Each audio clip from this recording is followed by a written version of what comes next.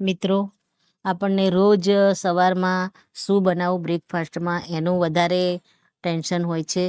તો આ રીતે તમે જો સોયાબીનનો આ રીતનો નવો નાસ્તો બનાવશો તો ખાવામાં તો ટેસ્ટી લાગશે જ અને શરીર માટે પણ ખૂબ જ ફાયદાકારક છે.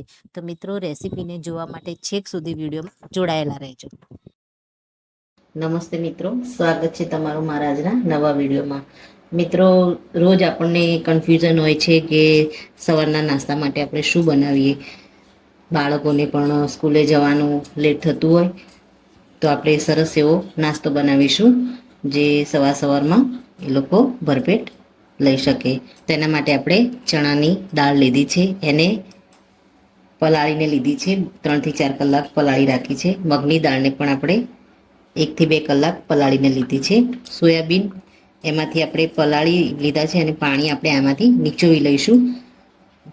ગાજર છે અને કાકડી આને આપણે છીણી લઈશું. મિત્રો, મિક્સર જારમાં આપણે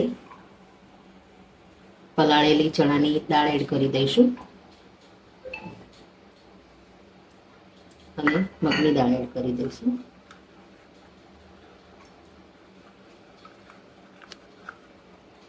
થોડું પાણી હશે તો વાંધો નહીં.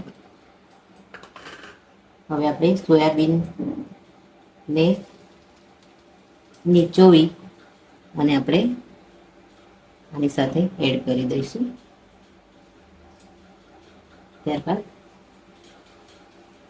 લીલા મરચાં આપણે મીડિયમ તીખા લઈશું અને કોથમીરને આપણે ડંઠલ સાથે આની સાથે એડ કરી દઈશું અને આને ફાઈને સરસ એવું પીસી લઈશું.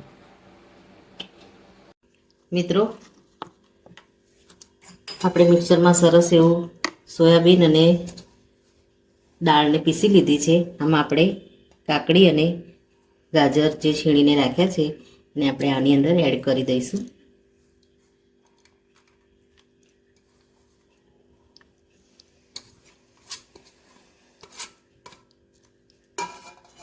થોડું આપણે ટેસ્ટ મુજબ મીઠું એડ કરી દઈશું.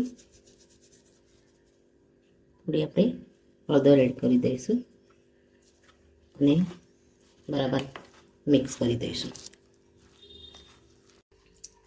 મિત્રો, આપણે હવે પેનમાં થોડું તેલ એડ કરી દઈશું અને પેનને આપણે ગરમ કરી દઈશું. આપણે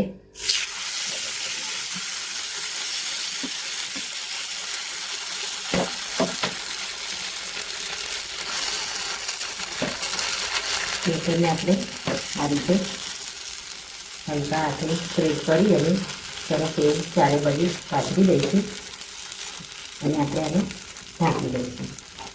ઢાંકી અને નીચેની સાઈડ સરસ એવું કલર ચેન્જ થાય ત્યાં સુધી આપણે ઢાંકીને થવા દઈશું. મિત્રો, ચેક કરી લઈએ આપણે.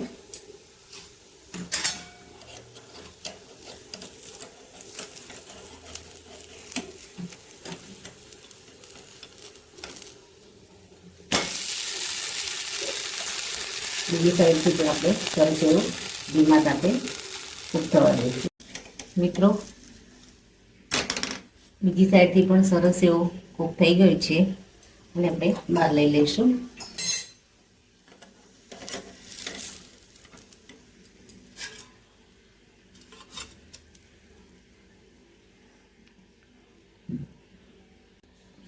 મિત્રો, બીજી વાર પણ એક આપણે ઉતારી દઈશું. તમારે સહેજ પાણી વધારે એડ કરી અને બેટરને થોડી વધારે પાતળું કરવું હોય તો તમે કરી શકો છો. અને તીખાશ માટે તમારે મરી પાવડર અથવા તો મરચું, લાલ મરચું એડ કરવું હોય તો એ પણ કરી શકો છો. ઢાંકી અને આપણે સરસ એવું નીચે કૂક થવા દઈએ. મિત્રો, રેડી છે સોયાબીન અને ચણા મગની દાળનો સરસ એવો નાસ્તો. સવારમાં તમે બાળકોને આપી શકો છો અથવા તો ટિફિનમાં પણ એને આપી શકો છો. તો મિત્રો, આ સાથે મારો વિડીયો પૂરો થાય છે. જો મારો આ વિડીયો તમને ગમ્યો હોય તો લાઇક, શેર અને સબસ્ક્રાઈબ કરવાનું ભૂલશો નહીં અને કમેન્ટમાં જરૂરથી લખો કે આ રેસીપી તમને કેવી લાગી. ફરી મળીએ નવા વિડીયો સાથે. ત્યાં સુધી આવજો. Thank you.